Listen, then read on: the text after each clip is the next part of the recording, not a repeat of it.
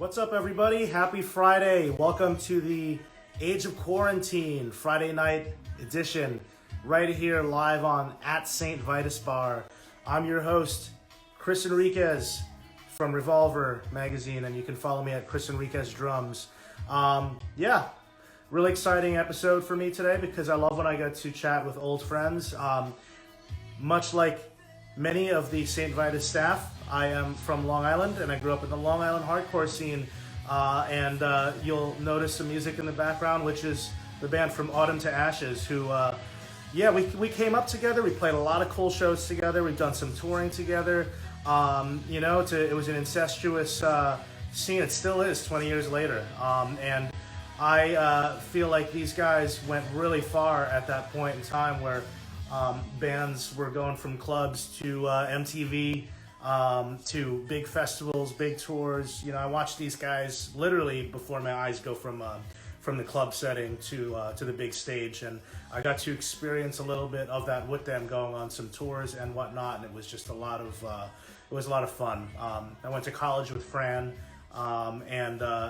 He is such a talented guy, and it was cool to watch him sort of go from some kid in my class to where he ended up. And Brian Deneeve, I had come up with. He was in a band called Domain before From On to Ashes. Such a great guitar player, great guy, and we roll in the same circles. And it's been a trip to see what he's went on to do, to being in hardcore and metal bands, to playing in stadium pop bands and everything in between. And he's grinding.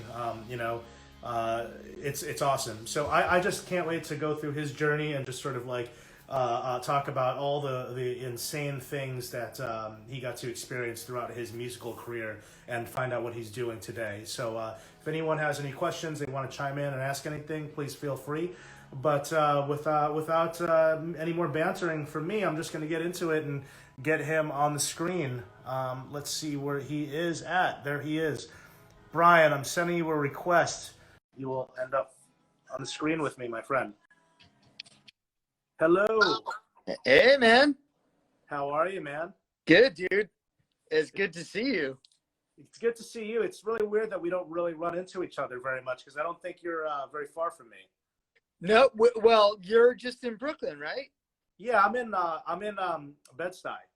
Okay. Well, yeah. I mean, I'm still in Manhattan. Like I've been for 20 years now, and but the thing is, like, I don't go anywhere. I don't do anything. Also, especially in the last year or so, like no one goes anywhere, does anything. So here we are, right? I feel you, man. I mean, I don't like really do anything. I've turned into like a total bore. I don't drink. I don't I don't even smoke weed. I don't do shit. Just like, you probably feel a lot better. So Yeah. Who knew that life could be better, and that you could write better music and play better and do all sorts of stuff. All the good stuff. Yeah. Yeah. If we knew back then, right? Hey, but we had to go through it all, and, right. and you particularly. I mean, I think we probably both had similar experiences, but in your shoes, you definitely went on to do way grander things. Such as playing Wembley with The Wanted and playing on the morning show and all that stuff. But then also From Autumn to Ashes doing like the Reading Festival, and it was wild to grow up with certain people and watch you guys in Ground Zero, or you and your old band in a bowling alley, and then just be like, wow. And I was always proud for you guys because, it was proud for everybody in the scene, but in particularly, you guys were always good to me and all the bands that I was in. So up until the pandemic, one of my new bands was supposed to open up for you guys in at Market Hotel. So I always appreciated that. Which is still going to happen, hopefully. Hopefully. Yeah, well, dude, I mean, it's so funny because, and I'm sure you feel the same way in, kind of interviews and discussions that you've done over the years.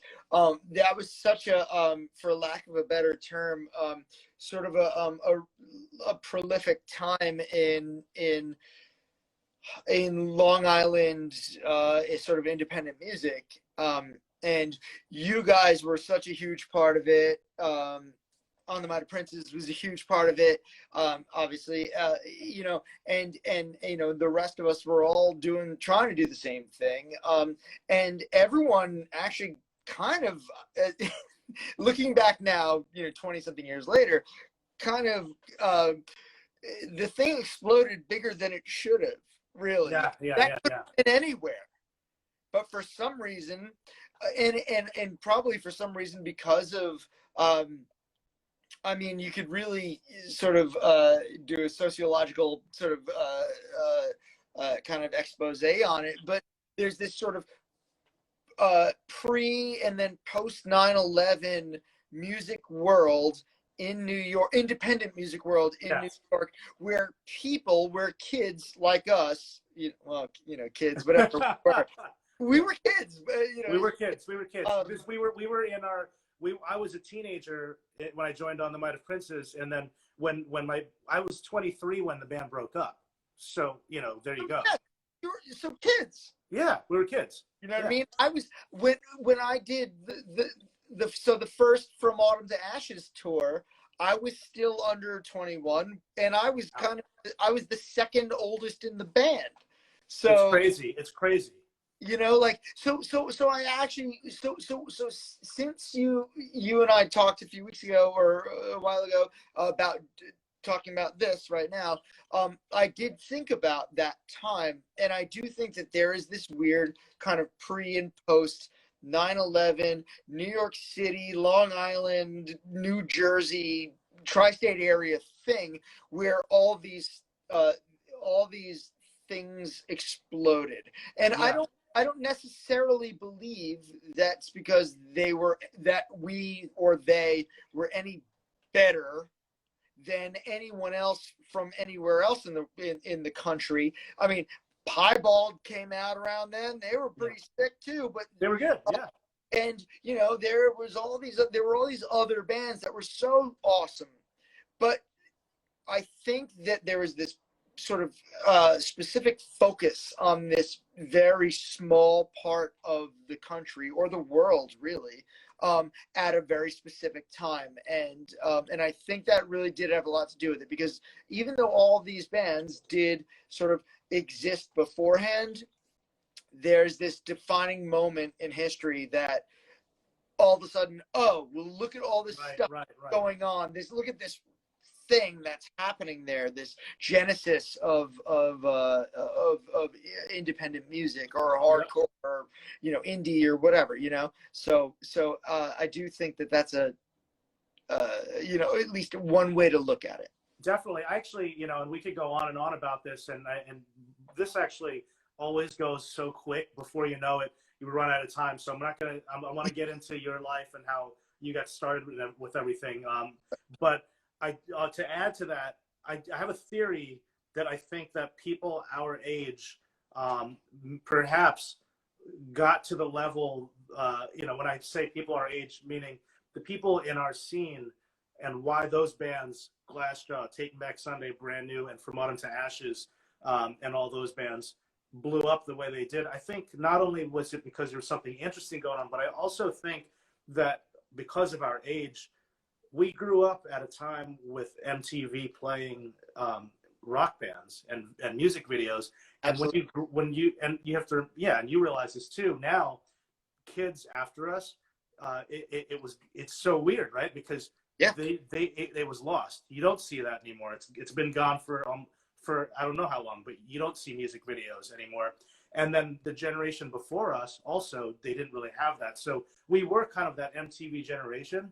Yes. So I think when you become a musician, this sort of thing that you see regularly on TV kind of makes you have dreams, the kinds of dreams that we had, you know? 100%. And you know what? Like, I think you could sort of like tie that all together as sort of being children of the 80s who turned into musicians or future musicians of the 90s. Yeah. Became professional, or maybe not professional, but serious musicians of the early 2000s. I think professional is a totally fair thing to say, because for some of us. Yeah. Well, yeah, I mean, like, dude, I mean, look, if you're playing on stage for thousands of people and it's not a one-off and you're getting paid to do that, you're a professional. It's like having a job. I mean, it's a weird analogy, but if you worked at Starbucks at some point and got paid to do that, that you were a former employee, and so I think that we can say that for sure. Now, look, okay, let's go back a little bit because, I first came Go to back see, further than this. So yeah, further than this. So yeah. I first saw you playing in Domain, and you were a pretty fully competent metal player. I felt when I saw you play. When did you learn how to play, and how to just kind of indulge me on like your musical background, and maybe start with like where you grew up exactly. Okay. Well, so I grew up sort of out east Long Island, like you, in Patchogue. And I was lucky enough to have been sort of surrounded by really good kind of musical classmates and friends, many of whom you are still friends with to this day, including like Greg March and Rob Oh Lord, yeah. and all these people who are still currently some of my musical heroes. So that's sort of who I hung out with, who were my like everyday like cafeteria friends. How old were you when you were starting to get into all this stuff? Well, I'll be honest with you. I mean, so Greg March and I really were very good friends from like third grade on. Greg March who's now in False Gods. Yeah, let's plug his band. Incredible He's in a great band called False Gods. So awesome. I know he'll appreciate that. Yeah. Yeah, they're just the sickest band. Like I can't even deal with it. Too heavy for me. Yeah. In a good way. But so Greg and I kind of grew up together from like third grade or so on, starting because remember third grade, or remember, you don't remember, but I don't remember either. I'm thinking, so third grade for us was like 89. Yeah. So, we're the same exact age, so yeah. Right. So yes, so you do actually remember exactly Yes. what I'm talking about. So like 89, he and I were like best friends, good friends. I don't know. We were damn close, and we would ride the bus to school together every day, and we would kind of like show each other music, on the tape deck, on the Walkman. right. Yeah. And it went everywhere from like literally Poison to Warrant to Boston to to Motley Crue was a huge one. And then over the next year or two, it became Pantera, and or maybe the next several years. I shouldn't say next year or two. It was the next several years. I mean, when I saw you play, it was Pantera straight up. Oh yeah. So we fully embraced that, but that was sort of a thing that we were doing as like we weren't just embracing. And again, this is just my thought on it. I don't necessarily know if we were just embracing the musical aspect of it, because I actually really don't think that we were as kind of chromatic and bluesy as Pantera. Sure. And I don't know if you weren't doing like too much shredding at the time, I guess, right? It was shreddy bits, but I wouldn't say at least kind of stylistically, I'd say the attitude and the heaviness and the sort of structure were more Pantera-ish rather than the riffs. Got it. Yeah. Our band, Domain, is what we're talking about right at the time. We're talking about Domain now. Your first band, which was with Greg. Right, exactly. Yeah. It was not very sort of blues oriented, which is what Pantera was. But don't get me wrong, like that was the main influence. It was just that we made it a bit more kind of, I don't know, maybe, God, I hate to say European style, but it was less sort of, like I don't know, bluesy. It was we weren't doing those sort of bluesy Pantera. It was definitely like kind of like if you want to talk about like VOD or something where there was singing and screaming. It was heavy. There was breakdowns. Yes. I think that VOD is and while I'm talking about Long Island hardcore, I want to shout out.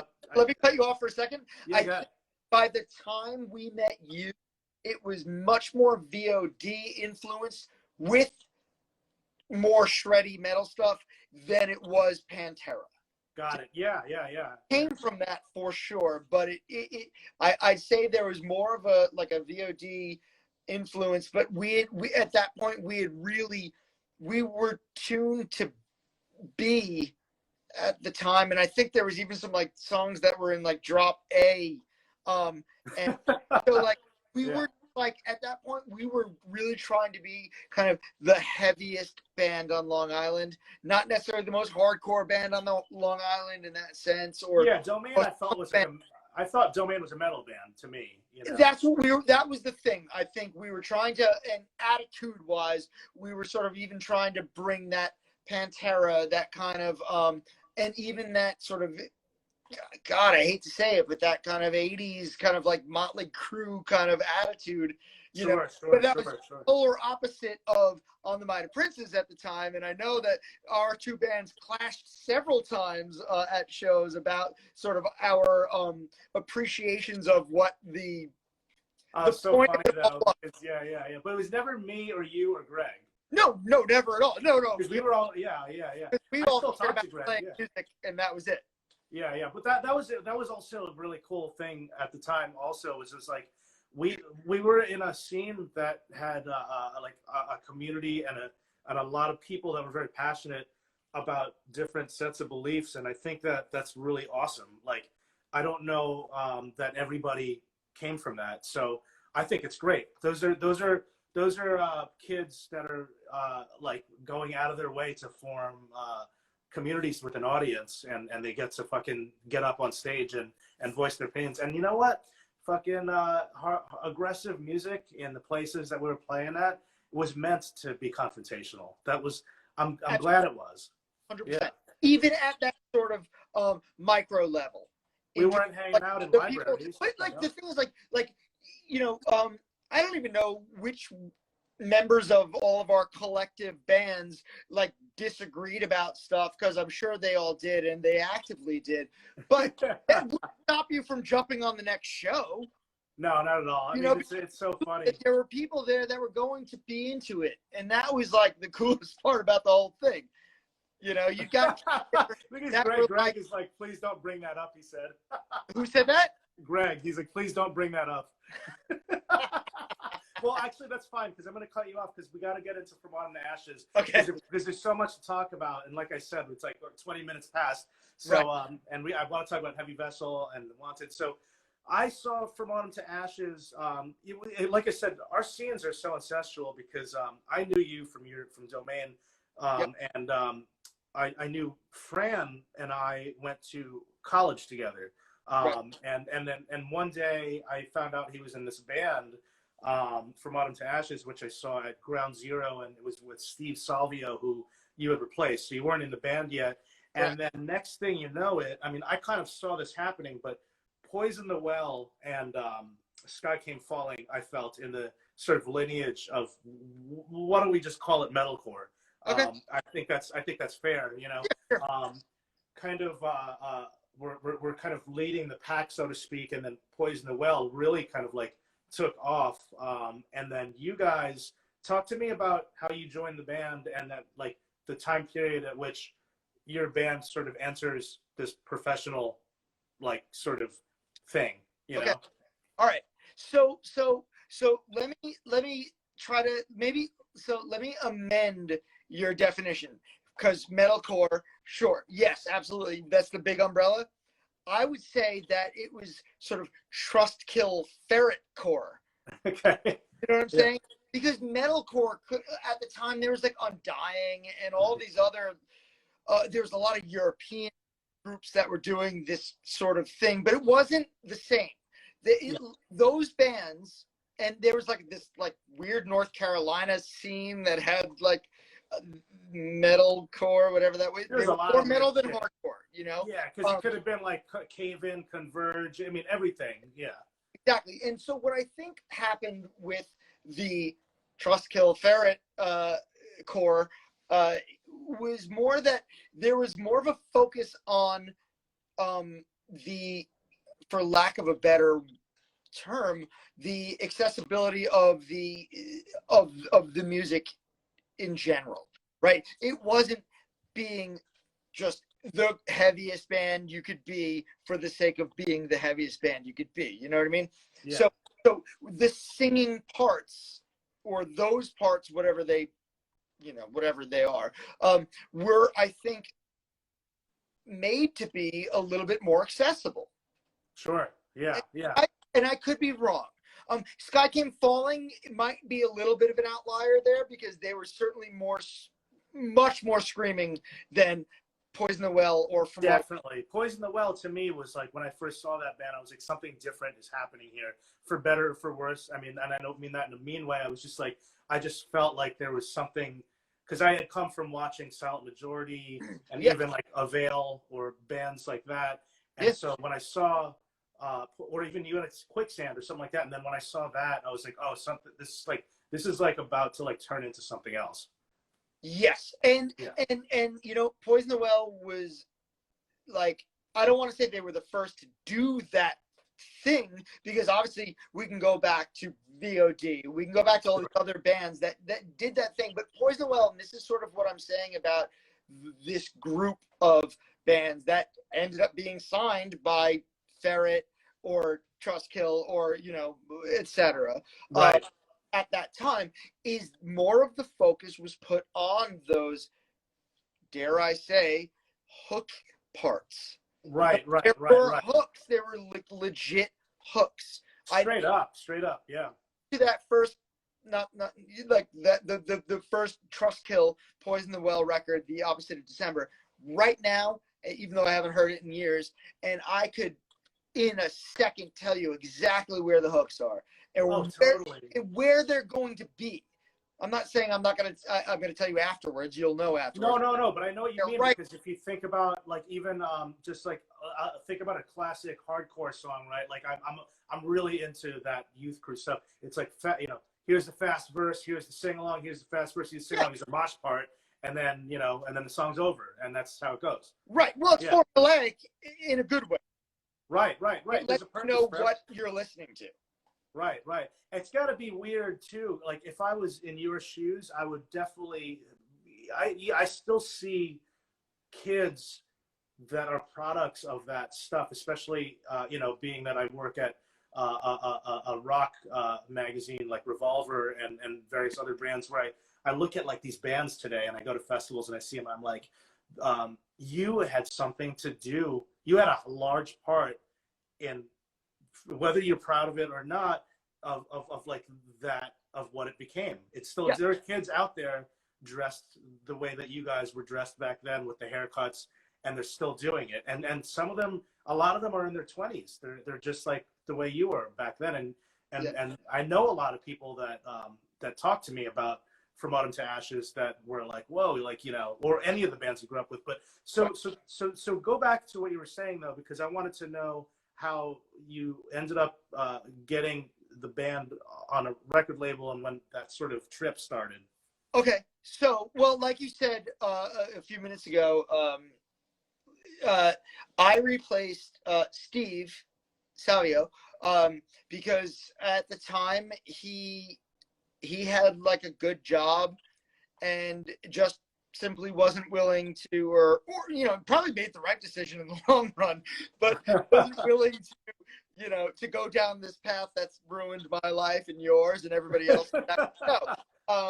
That said, he like had health insurance and stuff. I didn't, so I said, screw it. Like, yeah, sure, I'll take over. So basically what happens, I met those guys. I mean, we sort of peripherally all knew each other. But us out east kids weren't necessarily always in sync with the Nassau kids. I was actually a Nassau kid, by the way. I was from. Were you? I always thought, but your band was an out east. My band was, yeah. My Ben Perry went to high school with my guitar player, so my Like entire band was. something, right? They were from Selden and Quorum. I was from Manhasset. Okay, so you were a West guy. That's why I ended up at like Silent Majority shows and all that stuff. Yeah. Yeah, well, I mean, no, I mean, but those are like the big shows. I'm talking, yeah. you know, and I'm thinking like Tension versus VOD or Yes. you know, Outrage and, you know, the those bands. Right. But I digress. So the thing is, so we all sort of knew each other peripherally, right? Yeah. From the big shows, from the Silent Majority shows, but not necessarily from the small, kind of cloistered, local, very local shows, right? But everybody knew each other. I ended up at a house party, right when Steve was leaving from Autumn Ashes, and they had just put out the demo, the 3-song demo. I remember that demo. Yeah. Yeah, and it was a cool demo, but again, they wanted to go on tour, and he was like, "Sorry guys, I'm like, I've got a job, can't do it." So I was at a house party, and I was probably embarrassing myself in front of other people, and we ended up chatting, and we knew each other, but didn't really know each other. We pretended we did or didn't. Anyhow, a few days later, you know, I sort of received the communication, an email from Fran or Scott or somebody saying like, "Oh, you know, our guitar player's leaving. You know, do you want to come and audition for the band?" And I was thinking like, audition, dude, right. You guys have a demo and you're from Long Island. Like, don't tell me that you're like Kiss. Right. Like you're like kind of big time. It doesn't audition, you know what I mean? Like, watch out. So anyway, I said sure, and I showed up. I you know, I learned the songs, and I showed up and played, and Steve was actually there, and I got his blessing on the thing, and Steve's a great guy. I love Steve. Yeah. Steve is great, great guy, like such a good guy. But anyway, long story short, like 2 weeks later, we went and recorded the first Ferret record, which they had already recorded that first sort of signing with Ferret, like just before that. That was 2001. That was actually 20 years ago. Correct. That was 20 years ago, like a month from now. Pretty fucking wild, man. Yeah. No. Yeah. I just celebrated a record turning 20 last month. It's so fucking weird, man. Yeah. Yeah. No, I'm starting to hate it now, as but you know, whatever. Yeah. But yeah. So anyway, we went and recorded this record out of nowhere. You know, the songs were written, but they were sort of, you know, whatever. We did it with Adam D, who's, you know, of Killswitch Engage. Oh, nice. Yeah. He produced it and engineered it and mixed it and did everything on that record. And we did it in about 4 days. I think for about $3,000. The thing is, that record ended up selling like 120,000 copies. Is it your highest selling record of the catalog? No, I think it's the second highest. What is it? Fiction first Vagrant record is the highest. I could. Oh yeah, sorry, thank you. Because Vagrant, right. Thank you. The follow-up record to that record was the highest. However, that first Ferret record for $3,000 certainly was the most profitable definitely for Carl and definitely for us, I suppose. Wow. In terms of you know, and that's not a bad thing. I'm just saying. Is that a record that's, out of curiosity, that you still see people are buying and you're getting sort of you know, royalty checks for? I don't know if I'm overstepping by asking that. No, you're not. I have to be honest. I'm not entirely sure, because over the years, record labels have been sold and right to other record labels and stuff, so it all ends up in this sort of conglomerate of, I don't know, like you know, and certainly not making me that much money. Right, you moved on. Yeah, but I get like a text message saying like, "Oh, this direct deposit of $22." Yeah. Now, I'm assuming it's from all of them put together. Yeah. I'm assuming that more of it's from those earlier records because they cost so much less to make. Whereas our last record cost a ton to make. not a ton, but it cost comparatively so. You're talking about Holding a Wolf by the Ears. A Wolf, which that's actually my favorite record, and we'll get to that in a second. Record as well, but yeah, it was great, and I toured with you guys on it too. On that record, yeah. Yeah. So, were you getting airplay on MTV with Ferret, or did that not happen until Vagrant? No, it started with that because at the time, maybe it wasn't MTV, but there was like Fuse, which I think at the time was called Much Music, was a Canadian station. Canadian, yeah. But they started to sort of branch into Fuse. I mean, you were there, right? It started to become Fuse. Bruce McDonald was sort of like in charge of a lot of stuff, and yeah. And Steven, and all these little what is it? Steven's. I almost called him Little Steven. Steven's Untitled Rock Show, yeah. Which was the launching point for so many bands at that time.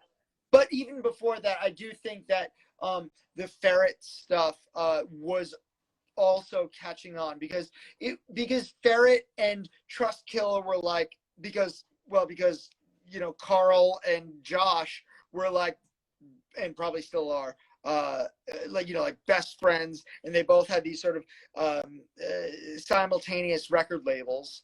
Right. And both started signing these bands, and I don't know, whatever. All these bands started getting bigger. I remember watching it, and the Hellfest thing was a big deal at the time. Yeah. I mean, Hellfest was huge. Yeah.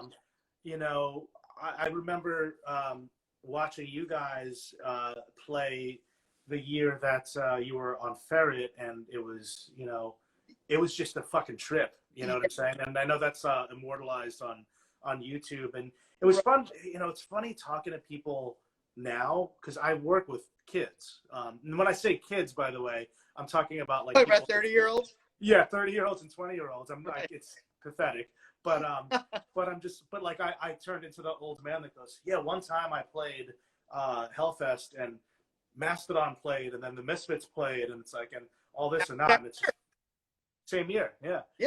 Well, that was and I think if I'm honest, that year that show was the first time I really, and I think if you were to ask Mike or Fran or Ben or anybody else, I think that particular performance was the first time when we sort of looked at each other like, oh shit, like people really do care about this, because that was the first time that it was a festival that people from not just in whatever town you were playing in were there. These were people from all over the country, and some people were flying in from Europe. I think there were people from all over the world, to be honest with you, and it was huge. It was like a European festival. Exactly. And all of a sudden we were like, oh my God, we were sort of getting used to playing to bigger crowds at that time, but all of a sudden we were like, oh shit, like people really are freaking out. Yeah, you had people all over the stage, and people were going nuts, and they knew the words.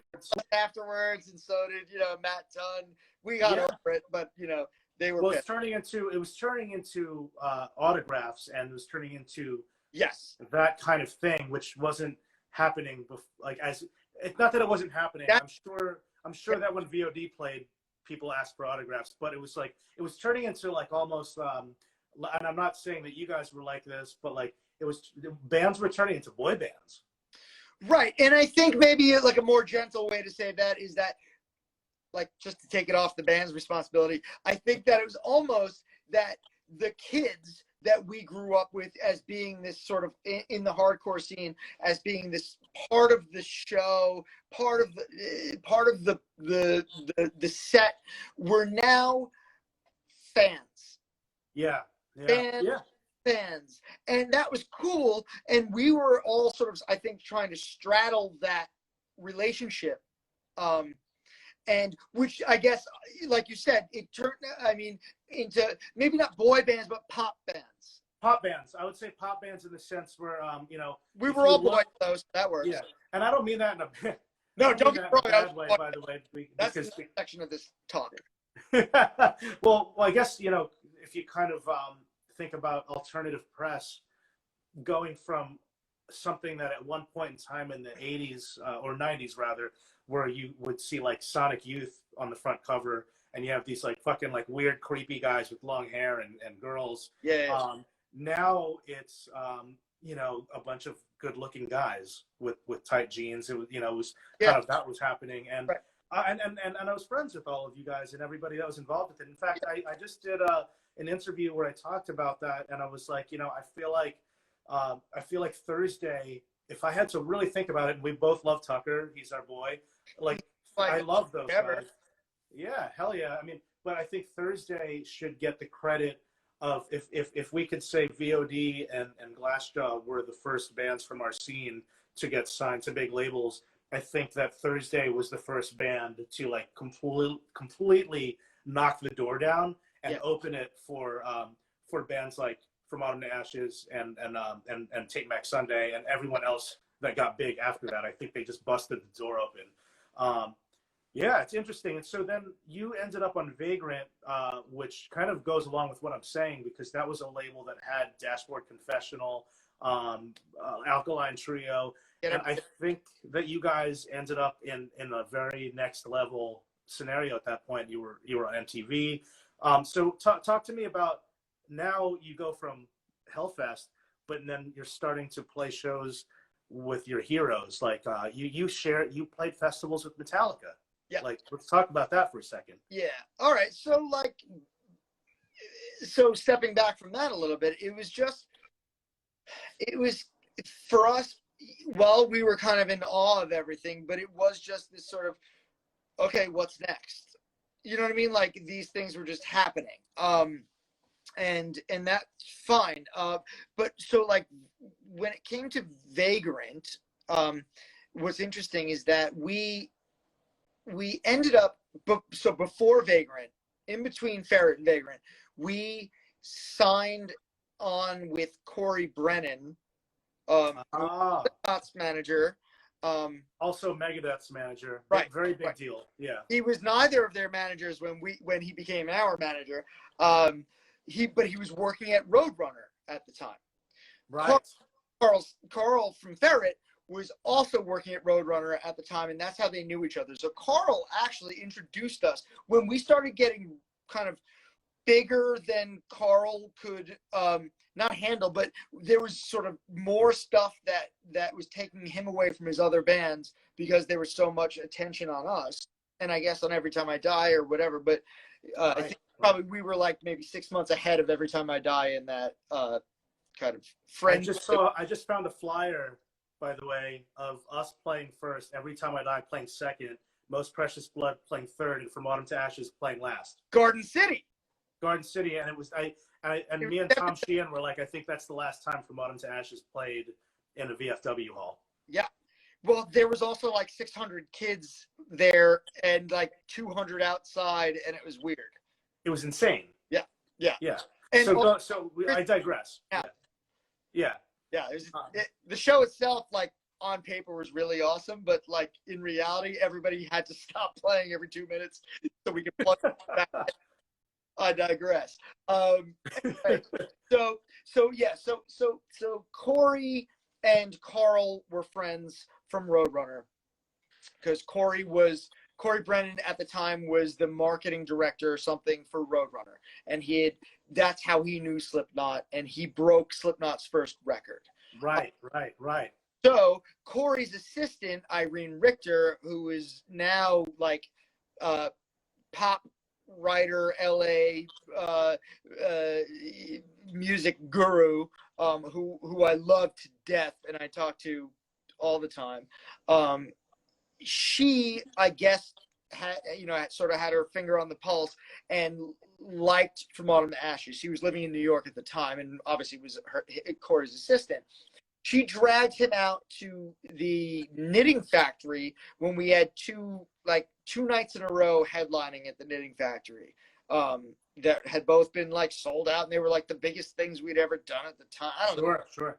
They were what they were. I don't even remember it really. So she dragged Corey out, like, you have to see this band. And it was sort of through Carl. Like, Carl's like, you guys need a manager because I'm tired of dealing with with all this stuff, So Irene brought out Corey, after it was the first or the second night, Corey and Irene talked to all of us, and Corey was like, look, yeah, I want to work with you guys. I want to manage you guys. And we were like, oh, this is like the big time. Awesome. Sick. Because he was then going to work for Sanctuary Management, who at the time had Morrissey and Iron Maiden and all these other sort of legendary. Yeah, right. So you're getting into like you're getting into the machine.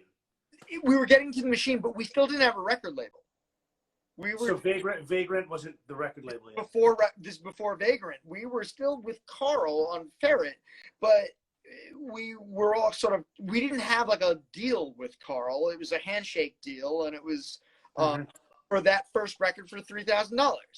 Right. All of a sudden, it's Metallica and Morrissey and this and that, and we were like, okay, we didn't really know what to do, kind of deer in headlights type thing, and so we signed on with Corey, but we still had the follow-up record.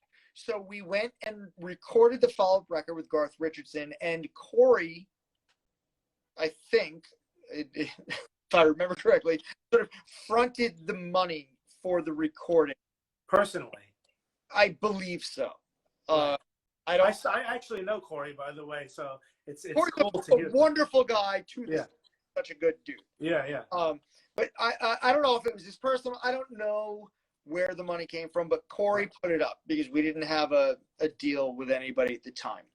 So as we're in Vancouver recording The Fiction We Live with Garth Richardson, Corey had A&R people from all these like major labels and Vagrant come out, sort of every other day to come and check in and schmooze. While you were in the studio.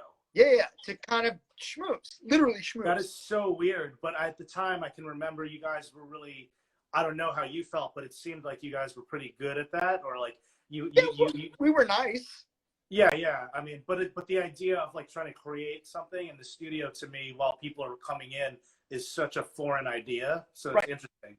And what was actually very good about that, I have to give credit to Garth Richardson for this, is that he was a pro at dealing with music industry management types and A&Rs and blah, blah, blah. So he would kind of, even though he was the producer, like he's the main guy in charge, he had done these big, huge records, and we were starstruck by him. He was like, don't worry, I'll handle these guys. You guys just do whatever you're supposed to do. Right. I will do the talking for you. And so after we do the session for the day, let them take you out for dinner, and that's it. But in the meantime, I will handle it. It was a very, very bizarre kind of thing.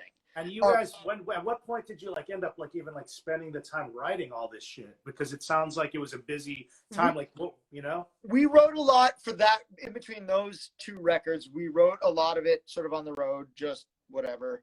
Were you kind of like the primary? Wrote a lot of that. Scott did. Scott wrote a lot of that record, and Frank wrote a lot of that record, and sort of the rest of us kind of came in to make it sound like our band. Got it. You know what I mean by that. Later on, though, I'm going to jump around a little bit. And by the way, if we got the thing usually stops after an hour, but I just heard that maybe they lifted it. I want to keep going. We squeeze in if you need to. No. If some reason we get kicked off, I want to keep going. I'm just going to have to start over again. Yeah. But because this is really interesting. And what else are we doing right now? So later on though, did you become the primary guy from for Abandon Your Friends and Holding a Wolf by the Ears? You became the primary guy. Right. Yes, because Scott was no longer in the band, so John Cox from Tension came in. Right. Great guitar player and such a good guy. He actually came in, I believe, like a minute before a Japan tour or something. We needed somebody, and I was like, well, I know John. He's like a sick guitar player. He could probably learn stuff in 2 days. So he came in, and it may have been a Japan tour. It was right before a tour. He came in. Also, the team from This Day Forward came in. I love him. He's the best. He came in last minute. He definitely came to Japan, like right off the bat. so there was that sort of weird time. But so while I think that's going on, where we were kind of learning stuff with new guitar players and other stuff, we were also kind of writing the next record. But then Abandon Your Friends happens, and we decided, okay, well, we've had a pretty hectic and sort of, I don't know, kind of horrible year with Scott leaving, and not that it all didn't work out, but it was disjointed. Would it be fair to say, like, and without getting too personal here, like, you guys were partying pretty hard? Oh yeah, by that point we were definitely, well, because when I joined the band, the whole band was straight edge but me, because I came from right. polar So are you trying to say that it was your fault? I had a horrible influence on this band. Wow. Yeah, because like you guys, and I don't mean this in a bad way. I actually partied I partied like I was in Motley Crue in my 30s, which is weird. That's called the midlife crisis. Yeah. But I kind of like would watch you guys from afar and be like, man, these guys like are fucking Motley Crue vibes right now, you know? Yeah, well, I think once you start thinking that you are kind of the Motley Crue, like the Long Island, metalcore dudes, which right, of which there are 16 of us, at the time, It wasn't too hard to be that. Right. Because I was also coming from the warrant of the Long Island hardcore scene, which would have been Domain, because all of the stuff. Yeah, maybe that's where the Clash came into play. You were kind of coming from Warrens. I blame Greg March. Sorry, Greg. Greg is so uncomfortable watching this right now. Sure. Greg, I hope your mom isn't watching. Anyway. Anyhow, so whatever. So in order to write that Abandon Your Friends record, now it was John Cox was involved. It was the other guitar player. Oh, and Josh Newton from Shiner had joined. Right, and dude, I just want to say, when Josh joined your band, my fucking head exploded, because they were one of my favorite bands, and I was like, where did that where did he come from? He came from. Weird. He was playing with Reggie in the Full Effect when we started Alkaline Trio and Reggie and No Motive, I think. And we hung out and partied, and when Mike quit for a little while, we were like, oh, well, Josh is pretty awesome. He's not doing anything. Let's call him up. So Josh flew out like the next day, and we started writing that record. Then, like a minute later, we were like, okay, well, we don't want to write this record on Long Island. So we ended up renting like this big old, like huge stone house up in Hunter Mountain, New York, during like a blizzard. We spent like, I don't know, maybe 2 solid months there, where we literally didn't leave there. Maybe we went out once every couple of weeks to like buy stuff like food. But we basically stayed there, and we set up shop and recorded everything and wrote everything there, recorded demos, I should say. And that was that. Then we went back to Garth to record that record, and that was your final one with Ben. Garth, with Ben and Garth, correct? Right. Yep. And it's funny, and like this is just sort of like, I was a very casual friend with all of you guys. Yes. I have weird hazy memories, but like I don't even know if you remember this, but like, I won't. Again, I'm not going to get too into like personal stuff, but like, I definitely remember like I moved into the East Village, and then I think Ben lived there. I think you lived there. He and I were roommates. Right, and you and I had a night out once. I'm sure we did. I don't remember it. Do you? I don't. Well, I do. We went back. I remember going back to your place. Jesus. With you while this. It's very hazy, but I know this happened, and like, and it was during the Abandon Your Friends time period. Yeah. And I remember a lot of weird shit happening, and you were like telling me about it, and then it had dawned on me that he was in the other room sleeping, and I was like, wait, what?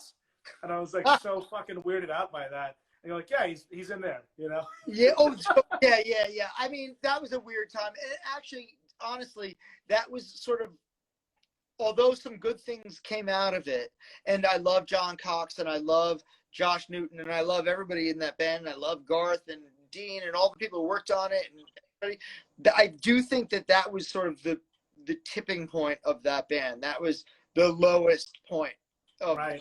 Like you were 3 records in, you had fucking already gotten to a certain point. Yeah. You know, playing like really amazing shows, and you know, all the drugs and drinking and all the things that come along with it, and fans and shit. So it's like, it's a cliche, right? But that by that Totally. point, you just end up there. Also at that point, we ended up doing that record in Vancouver, and it was sort of like we did all sort of the basic stuff, and then as soon as somebody was done, they would fly home. And Right. the next person was done, they would fly home. And then as soon as the next person was done, they would fly home. And I ended up like staying there the longest. Fran actually came back to do more stuff after he had flown home. It was You guys weren't getting along. I heard a rumor back then that like at one point that like you guys, maybe it's what you're telling me right now, that you were traveling separately, but like I would hear rumors like, oh, they don't get along, they're traveling separately, like somebody has a different manager, he's got his own manager. Like I don't know if that. No, that wasn't true. No, we were the same man. I mean, it was all still the band, but it was just everybody was tired, and this is now like 5-6 years straight. Right. And yeah. You know, and also then staring at the real pressure of, oh, we just had like 2 freakish records, and the scene, I hate saying that word, well, yeah, sure. The scene became something that was bigger than we were, as opposed to what it was before, where we were sort of bigger, we were sort of at the forefront. Now all of a sudden these bands were getting huge, and we were then trying to catch up. Right. I feel that, because it was, you know, before we go into that, a very like interesting point in your career that to me, where I was like, whoa, this is nuts. Aside from Hellfest, kind of like on the next level, you were, correct me if I'm wrong, I know there was a Cave In from On Ashes tour, but was Avenged Sevenfold on it, or was it 18 Visions? Well, Avenged Sevenfold and us. It was the Cave In tour. So no, it was the From On the Ashes tour that Cave In was our main support. That's what I was gonna say. Every time I was second of 4, and Funeral for a Friend was the opening band. Got it. Okay, so I saw that show at Irving Plaza. Yes. And I was sitting on the balcony. I think I was on the list, and I'm just like, I was watching Cave In, but in my mind, even though I was watching Cave In, who have been one of my favorite bands forever, and I still hold. Yeah. I'm just like, I cannot believe that like this band that I've known, that I fucking like knew since college, is about to go on after this band. Like I was like, you guys had like arrived. Well, that was our first headlining tour, like our first proper headlining tour, and that was the first time that anyone said to us, "Who do you want to be on your tour?" Right. And we were like, "Well, obviously Cave In." Right. Why not? Like, who's your wish list, you know? And we were good friends every time I died. We shared a label, and we had done other small tours and things together. So we were like, yeah, we obviously want them. And we had also been with Funeral for a Friend in the UK for our first or second time over there with them. So like, we kind of, it was Funeral for a Friend's first time in the US. And that was sort of our wish list of bands that we wanted. And we were able to play all these venues that we'd never imagined playing. And we couldn't have played without them. Wow. Okay.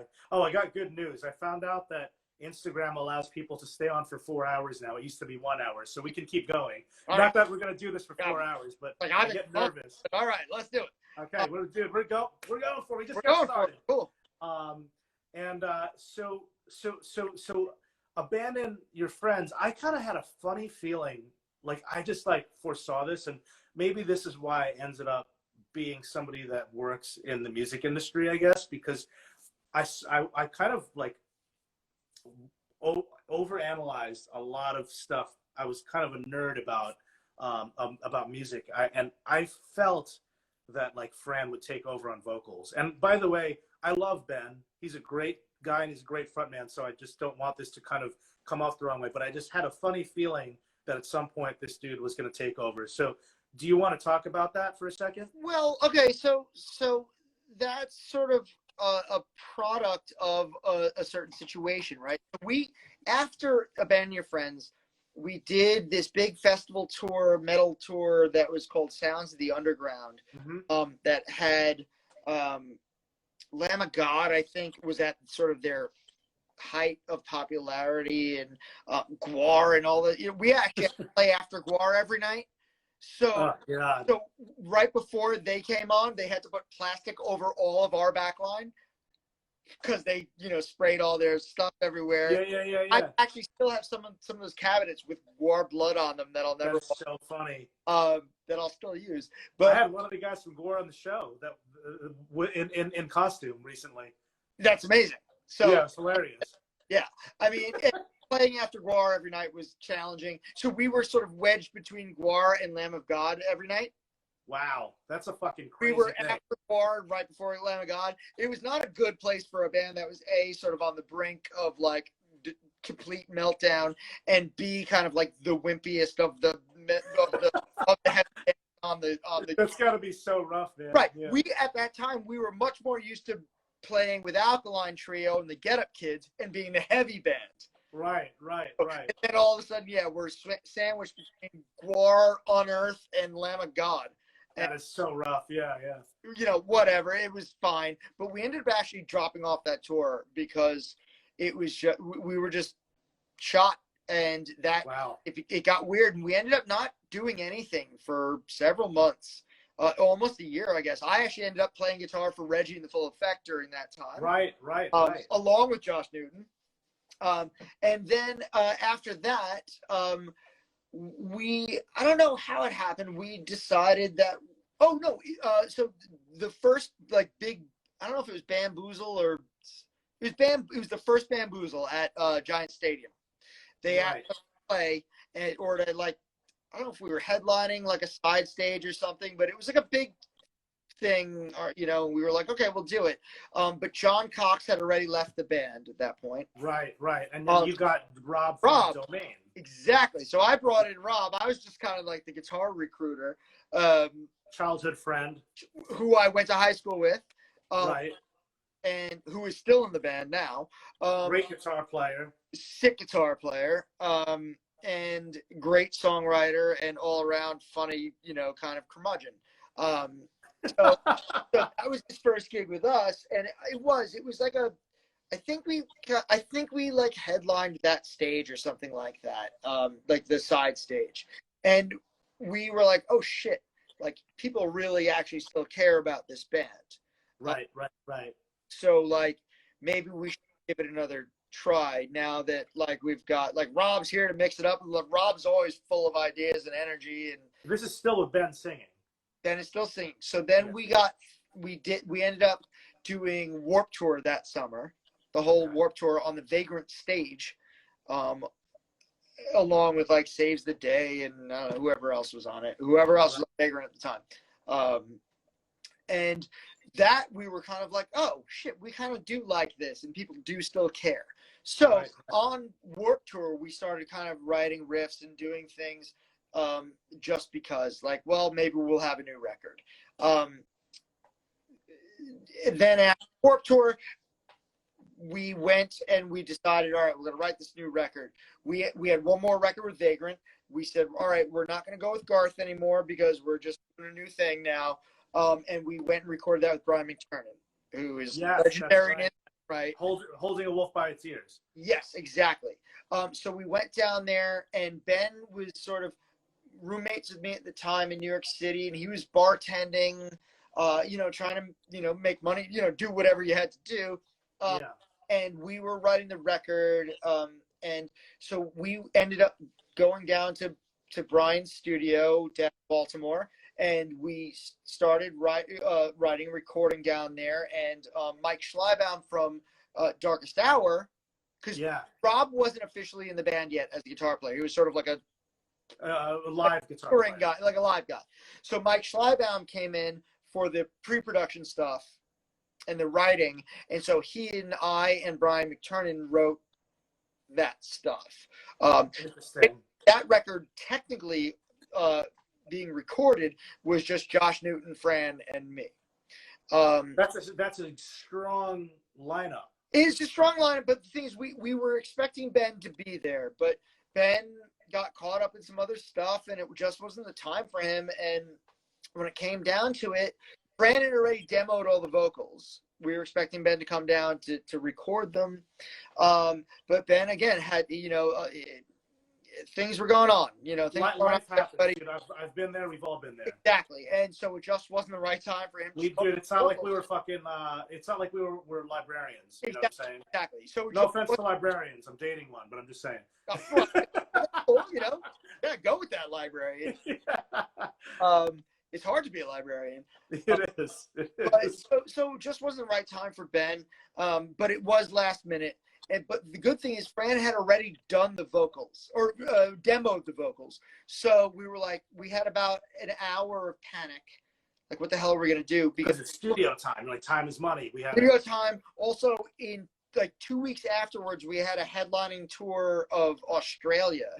Wow. With the Bled as main support. Let me ask you a quick question. Did Fran come? Well, how did did Fran come up with a lot of vocals anyway, or how was that creative process anyway? Yeah. So we recorded all the music, right? Sans vocals, and as demos, sort of we were just Fran was really kind of doing a lot of the demo singing and stuff like that, and Ben was going to come in and do his thing and whatever. So then, like I said, we had about, when we found out that Ben wasn't gonna, just wasn't up to it at the time because he had some other stuff going on. Like I said, we had about an hour, 2 hours of panic. But Brian McTernan was amazing in that sort of role as being producer. Like, well, let's figure out what's happening because you guys have a tour that you're doing. It's Australia, it's paid for, it's far away. Wow, so he's going outside of producer at this point. Right. Yeah, he was kind of like cheerleader, manager, blah, blah, blah. Because at this point, we'd also, I believe, we weren't with Corey Brennan anymore. That's neither here nor there. We ran out of. You were starting. It was starting to get dire, I guess. Yeah. It just was what it was. There was nothing weird about it.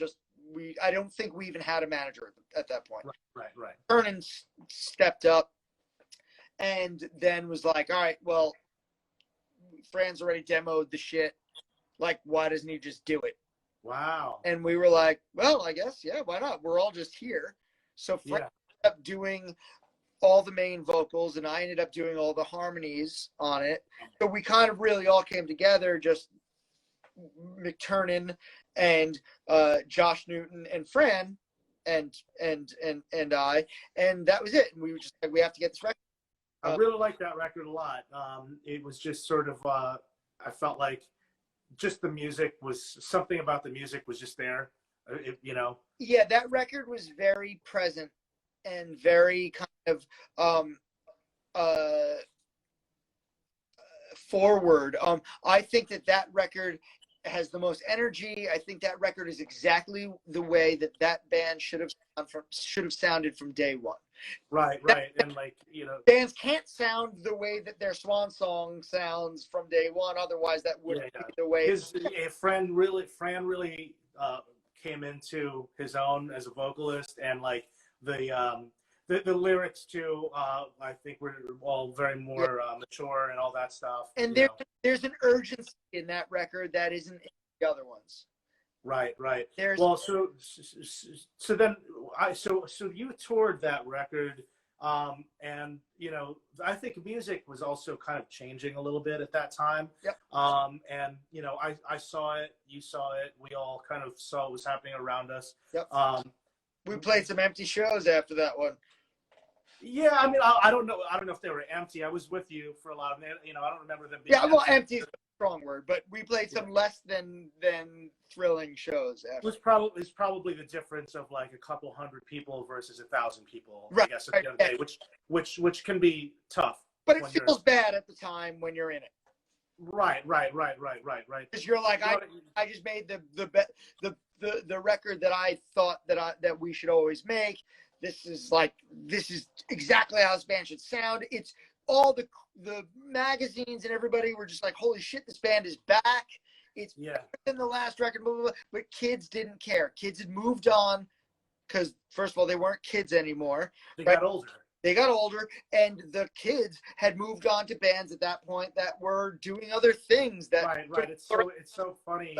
Maybe it's not funny when you're sort of like experiencing that, but like it's funny when you think about it. It's like, oh, the kid that was listening to Poison the Well doesn't listen to that anymore, and that kid listens to like Modest Mouse and fucking Built to Spill now. That's exactly what. Right, and he moved into the city. My example when I was giving that same little example you did. Yeah, it's the same. Yeah, but you and I know this. That's also a big hit at the time. Yes.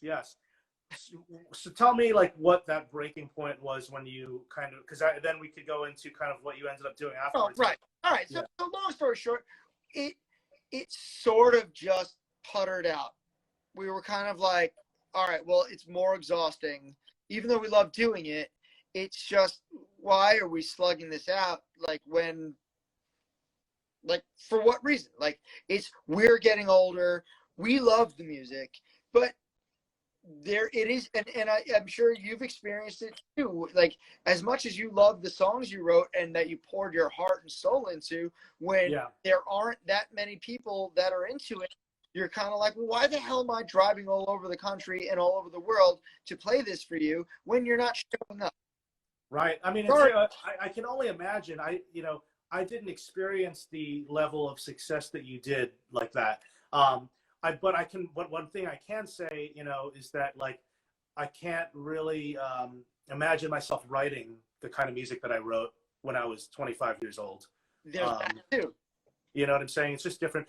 Having a reunion is a different story. Yes. I actually love reunions. I imagine that when I go see, a Gorilla Biscuits show today, which I actually did before the pandemic, that it's probably something that those guys wouldn't write now at like 55 years old. But it's fun. But they were 15. It's a lot of fun, though. It's a lot of fun. Ton of fun. Yeah, and it's nostalgic. So you guys stopped, and then I, basically like remember, because I'm in a band with Eric Oddness. Yeah. Called Primitive Weapons. We're on hiatus at the moment, but he basically ended up in a boy band called The Wanted, which was huge. And then I discovered that it was you and Tucker from Thursday, and I was like, whoa, what the fuck this is crazy. And that's what he was doing when we weren't touring. So you want to like talk about that a little bit, even though I'm sure that's a lot? Well, yeah. So I can do a short synopsis of that. So, okay, so in between From On the Ashes and The Wanted, Tucker and I were playing together, we recorded a bunch of stuff, just because I think neither of us knew what to do, because Thursday was kind of not doing much, and I certainly wasn't doing much, and we were just like, well, we always get along, and we're short, so like, let's go. So he and I kind of even, I think at some point got like a little rehearsal studio, just the two of us, and we even ended up recording some stuff. It was murky at the time, but was that Get Involved, or this is pre-Get Involved? This is just the Tucker and Brian show. This is just the two of us being like, what the hell do we do? The only thing we know how to do is play drums and guitar, so that's what we did.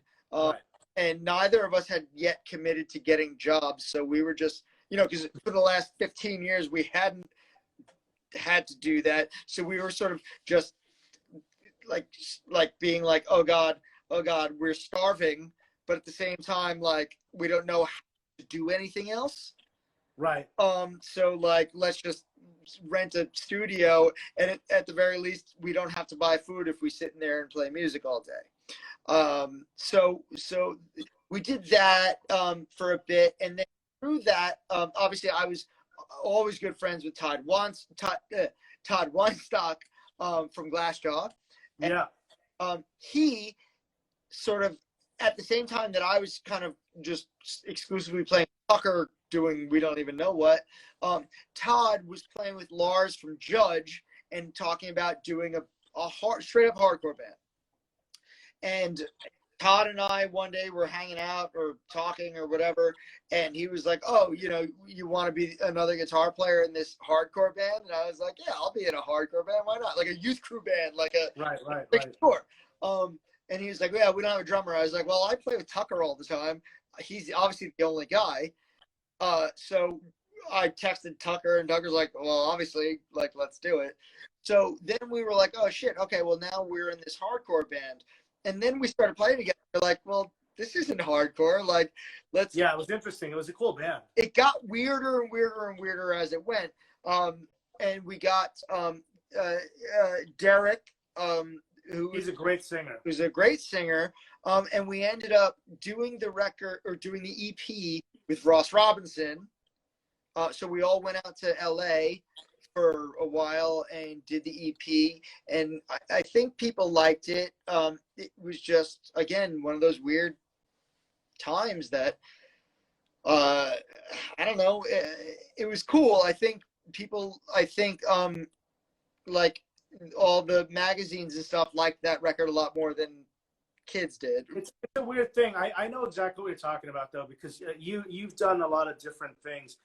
Like it's so strange because like the bands that I was in that might have been my favorite bands, no one cared about, and then I ended up doing other bands that like fucking did huge tours, and I just don't know why. Yeah, honestly, it just ends up that way. Yeah, I mean, yeah, that ends up being some sort of odd philosophical and sociological conundrum, I mean, much like you, I'm sure. I'm just happy to be there when it happens. Yeah, exactly. And so that was sort of get involved. Sort of was simultaneously happening with the sort of meteoric rise of the Wanted, who I guess I should backtrack a minute. So Thursday used to be on Island Records, and their A&R guy, Tucker, when Thursday started winding down, Tucker reached out to him saying, look, if you have any stuff on the horizon, a session player, whatever, let me know. Dude says, all right, cool. Guy's name is Eric Wong. And eventually, guy emails Tucker and says, look, I've got this UK boy band that's coming over to do a showcase. They're already really huge and have like 6 number ones in the UK. One of the guys is watching right now. Siva is on here. Shut up. Yeah, he's watching. He's commenting. Can we get him to chime in? If he wants to, but he just said no joy. Anyhow, so all right, so Siva and the boys end up so they have this showcase or their first US gig coming up, and but there was an issue with their UK band about visas or something technical, and so the guy from Island contacted Tucker and says, hey, do you want to play for this band called The Wanted, and can you find a guitar player and a bass player? So Tucker, hearing the name, thinks it's like a punk band or some sort of like whatever. And he's like, fuck yeah, I've got Brian and Eric. Cool, we're good. And so then we get put in touch. We get into the machine and get put in touch with Dave Whitney, who was their MD, their musical director at the time, or throughout their whole time. And we're like, oh, and then they start sending us all the stuff, and we start doing our own research, and we're like, oh shit, boy band, this is sick. Do you read music, or did you not? I totally read music. Yeah, okay. I don't know if those guys do, but it wasn't like that anyway. It was just like, here's so what they sent us. This is funny to learn for the set was a stadium gig in Sao Paulo, Brazil, opening for Justin Bieber. In front of like 100,000 people. So, coming from like a metal band, right? And that was the recording, the console, the desk recording that they sent us to learn all the songs. Oh, so, I see. So we, as we do, as people who play in punk and hardcore and metal, like, you know, just sit there and listen to it over and over and over again until you learn the songs. Right. So we did while we were in contact with Dave.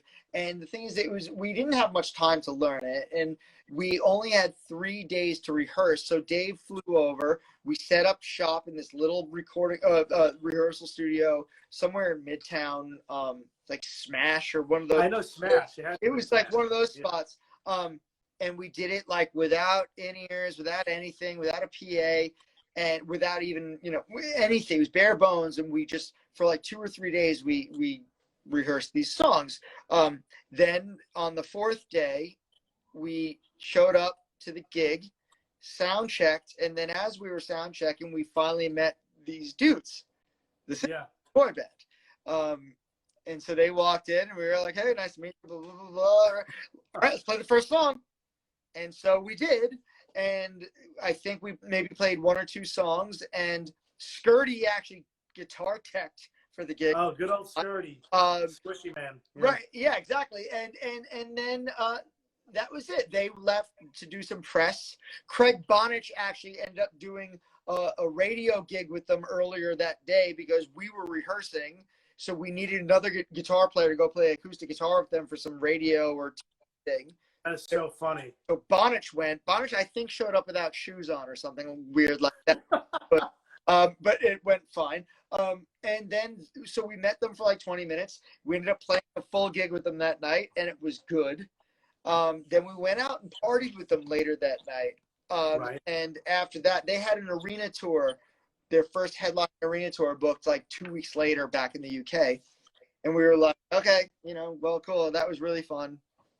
I got to enjoy times off of your success because when I went there with Eric, I used Tucker's drum set from the Wanted tour that was sitting in the space. Oh, in the UK. And then I went to the places that you guys partied at, and Eric would introduce himself to the door person, and they would know who he was. So I totally got to like experience that because of you. I'd be like, right. Oh, so this is what you guys just did like a year ago. Right. Yeah. Yeah. And yeah, that was weird. And it got weirder because like a couple of weeks later, they all of a sudden that song "Glad You Came" started to blow up, and Dude, they got a phone call saying, or an email like late on a Friday night saying, "Can you guys fly to LA tomorrow to do the Ellen show the next?" Wow. And we were like, okay.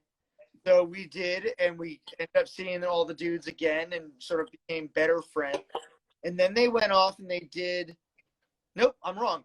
Then right after that, they had a U.S. tour, their first U.S. tour, and they ended up asking us to do it, the 3 of us. So we ended up doing that, but then they did go back to the UK and to their UK band and do their first like big arena headlining tour in the UK, and they did that. It was big.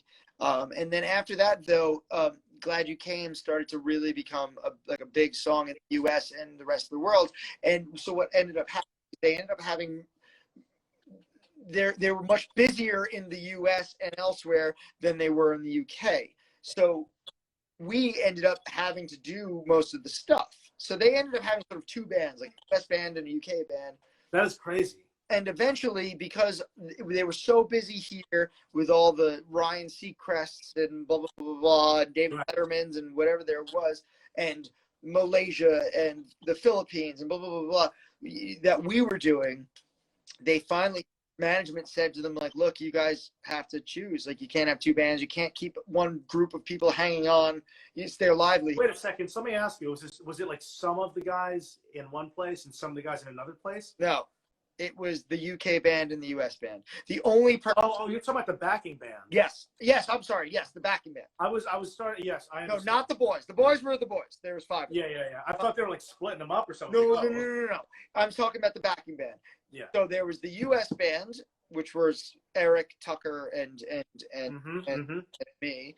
And then the UK band, which were these other guys who were, you know, sort of real pro session, awesome players. And, Sure. You know, like sort of like really pro dudes who this was certainly not their first rodeo. But Dave Whitney, the MD, was sort of the only go-between.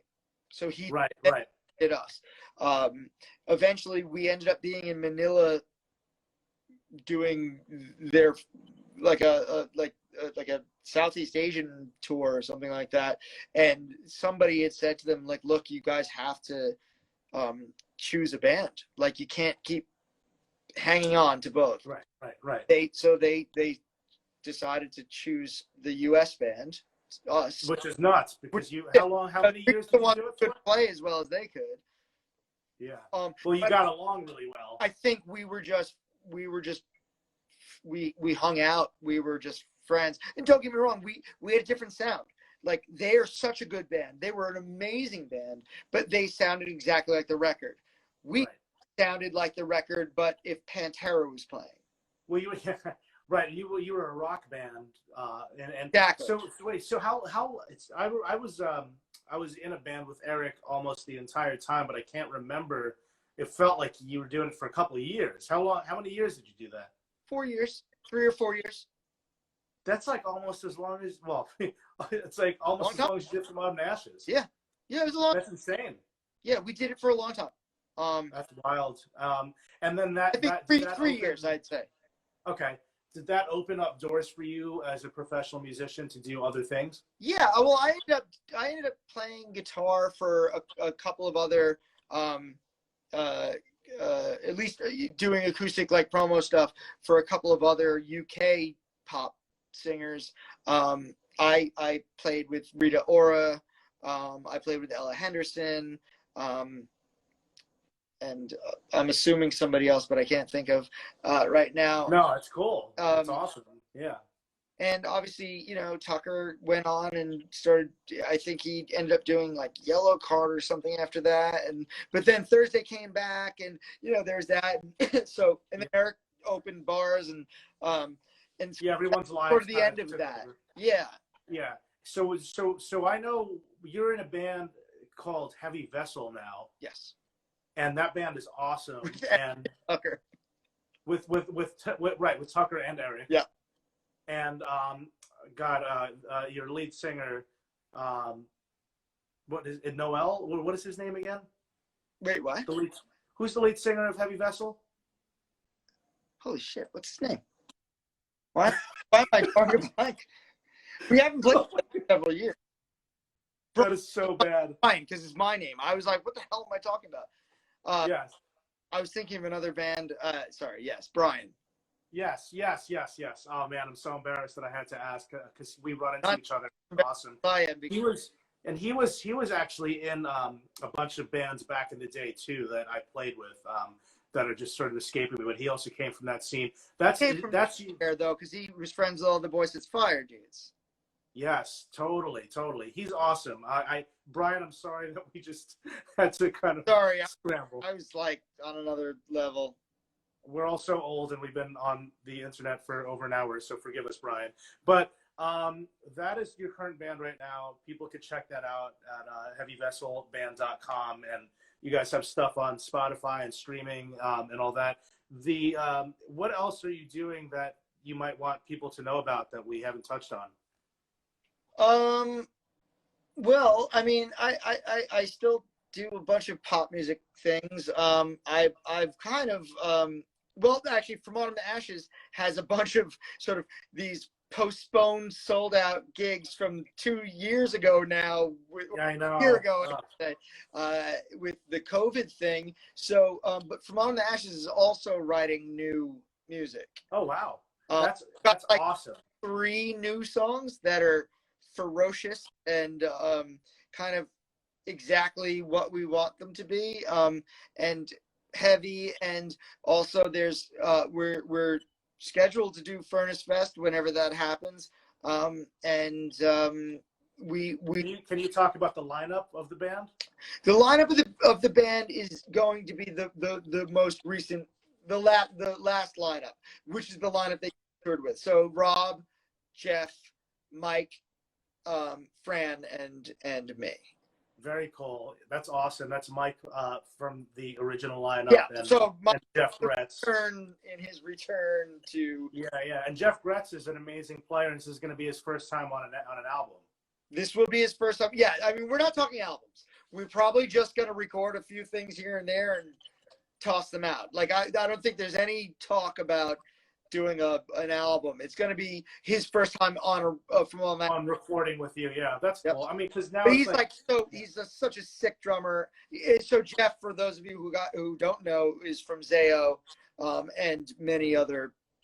He's an amazing drummer. I love that guy. I actually saw him a year ago, and we hung out. Like I said, I see all of you guys, and I've been to Detroit twice and seen Fran. You know, so I'm excited. I really hope that happens again. I'm glad you're back with your dudes, and you know, anything that you guys do, I am always very supportive of. So, you know, it'll be cool. And you can call me if you want to premiere anything, because I work for like a million media outlets. So. Yeah, man. But, like it's funny because we were sort of going like full steam ahead for a while when we knew that we had these, like, all of a sudden these gigs that we booked. We were like, oh, we may as well book a warm-up show, you know, in New York before Furnace Fest, and it sold out in like an hour. We're like, when did people start caring? Because they certainly didn't care before. Oh my God, it was crazy, because I remember asking Fran if I actually started a hardcore band that I play guitar in called Total Meltdown, and it's just like, I don't know, we're old, and I'm just like, man, I'm still pissed off. There's so much shit to be angry about, and I just want to fucking get up and be that guy. But I remember when I asked Fran if we could get on the bill, the show was sold out already with no openers. No, so it was just like, and it was it was literally in like a half an hour, and we were like, what the fuck? When did this, like, this is an odd position for us to be in. And that's a crazy. Have you ever been there? On again, like, what's, you know? Have you ever been to that venue? Nope. But it's by my place. It's insane. It's like fucking punk as fuck. It looks like a squat, but cool. I'll tell you this, and I learned this a lot from, like, again, like working with 20 somethings and early 30 somethings. There are kids that weren't, and I don't want to make you or me feel old as much as I have been, but it's just the truth. Like, I mean, I talk to kids all the time about stuff from back in the day, like writers at Brooklyn Vegan, writers at Revolver, and the bands that you and I were in and the bands that we played with, you know, I don't want to freak you out, but like 20 years ago, you know, if you were having this conversation with you and I in 2000, we would be talking about bands that came out in 1980. Yes. So to them, it's like a fucking trip. They're like, I'm like, oh yeah, I played Basements with fucking Take Back Sunday, and I fucking booked Under Oath in a warehouse, you know, like, and to them, it's like fucking interesting. So I think when From Autumn to Ashes is playing a place like that, there are actually some younger kids that are like, oh shit, that's crazy. Right. But we started to get people asking for, because then we were like, oh shit, that sold out in like 10 minutes. Let's do another show the next night.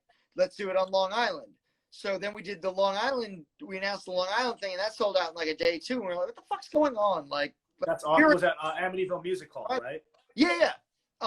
But we started getting all these emails and stuff, messages from kids saying, you know, I'm so excited to see you guys because, you know, and I bought a ticket right away because my older brother used to go to your shows, but I was too young to go to shows. So now all of a sudden it was like 6-year-olds back then who were now in their 20s. Who are now ready to go to shows. And it's like, okay, so the nostalgia factor is not just nostalgic for the original people who were there. It sort of bleeds into their brothers and sisters and whoever. It's cool, man. It's cool shit. It's really cool shit. You know, I love it. It's something to embrace, man. So I feel like this is probably a good time to sign off, because I think we did 90 minutes, but I actually, this is the longest one I've done in a while. I told you it goes quick. Sorry, bro. No, I love this, and I like my favorite is when I get to do this with somebody that I came up with. So I think it's cool. Actually, now. But yeah, man. So what is it? Fada Official is where people can follow and find out what's going on Instagram, I think. It's something like that. I don't know what it is, but if you just sort of, you know, search it, it's there. It's there. Yeah, that's what the internet is for. So hopefully all that shit will come together, and hopefully you and I will share a stage. So we'll see what's up. Well, like I said, you know, there's new music happening. As soon as we're all allowed to go out back and play music, you know, you're always in one of the bands that's close close enough to all of us that one of your many bands, I'm sure, will be on one of the many shows. Well, yeah. I'm sure this is not the last time you and I are going to see each other. So Yeah, no, absolutely, man. Well, thank you for doing this. I really appreciate it. And anybody watching, you can watch this on YouTube in the next week or so, but you can also watch it on the St. Vitus Instagram in about 5 minutes if you missed the first hour. Yo, dude, stay well out there, man, and be safe. Thanks, man. You too. I'll talk to you soon. All right, take care, brother. All right. Peace. See you.